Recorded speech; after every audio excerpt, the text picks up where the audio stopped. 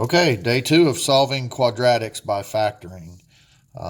So these are going to get a little bit tougher than what we've seen. So in example 1 here, we're still trying to do the same thing, is get this guy factored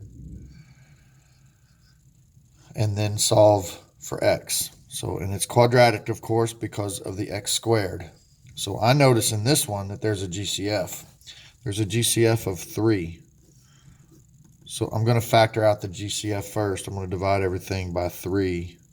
And that's going to give me x squared plus 3x minus 4 equals 0. And now I can factor this guy here. It's a 1am trinomial. Numbers that multiply to be negative 4 and add up to be positive 3 would be positive 4 and negative 1. And now I'm going to take each of my factors and I am going to set them equal to 0 to solve, just like we've been doing. So it's a lot of the same thing. It's just the problems are going to be a little bit different, a little bit tougher. Take away 4 from both sides, and I got x equals negative 4. Add 1 to both sides, and I get x equals 1. Now, every problem is different, and you have to approach it with the same thing. First, is there a GCF? Second, how many terms are there? What method am I going to use? If I look at example 3, there is not a GCF, and this is not a 1. So this is going to be a slip and slide trinomial. Remember, one side has to equal 0. If it doesn't, then you have to fix it.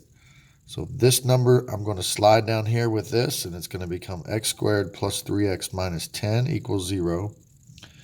And then I'm going to factor this 1am trinomial. Numbers that multiply to give you negative 10 that add up to be 3, positive 5, and negative 2. Don't stop here. Remember, I have to reintroduce this 2 back into the problem. It's a slip and slide problem, not a 1am. This will not reduce, so the 2 goes to the front. And then this reduces to x minus 1. Set them both equal to 0, and then solve. This one's a two-step equation. I'm going to take away 5 from both sides, and I'm left with 2x equals negative 5. Then when I divide by 2, I get x equals negative 5 over 2. This one I just simply need to add 1 to both sides, and I get x equals 1. So there's my 2 solutions. Okay. Number 4. Slip and slide. There's no GCF. We'll put this down with this one, so it becomes x squared minus 8x plus 15 equals 0. Every problem is different, but it's approached the same way. This is a 1am trinomial the way it looks now, so that's how I'm going to factor it. Numbers that multiply to be 15 and add up to be negative 8. 5 and 3, but I need them both to be negative. So those multiply to be 15, add to be negative 8. But remember, I'm not finished. I got to reintroduce this 5 because this is a slip and slide problem. This reduces to x minus 1. This is going to go to the front to give you 5x minus 3 equals 0. And now I'm going to solve each one of those by setting them each equal to 0. Add 1 to both sides, you get x equals 1. Add 3 to both sides, and you get 5x equals 3. And then when you divide by 5, you get x equals 3/5. So there's your 2 solutions. Same type of problems.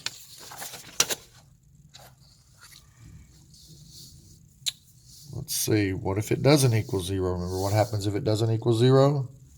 Like number 10.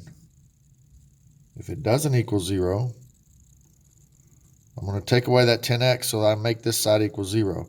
Well, I can't minus 10x from either one of these because they're not like terms. So remember, I'm going to place it in the middle and put it in standard form. So it's going to be 8x squared minus 10x plus 3. And now it's a slip and slide problem. 8 goes down to the 3.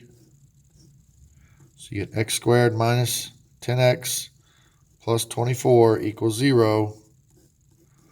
Factor it like a 1am trinomial. Multiplies to be positive 24, adds to be negative 10. Will be negative 4, negative 6.